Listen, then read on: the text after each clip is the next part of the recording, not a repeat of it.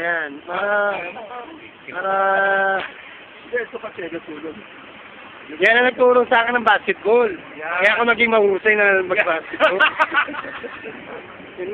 Yan ang, nung mapilayan ako, yan, kasama ko sa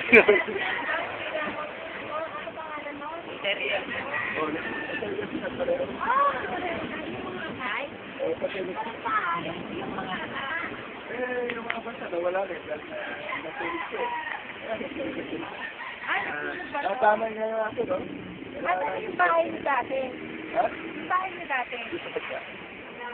Andun pa rin? Mari, tumingin ka naman dyan. Si Brad, naiyak eh. Si Brother Mark eh, naiyak siya eh. Naalala niya yung mga nakaraan natin eh. Naalala yung mga nakaraan eh. Ang laki niyan.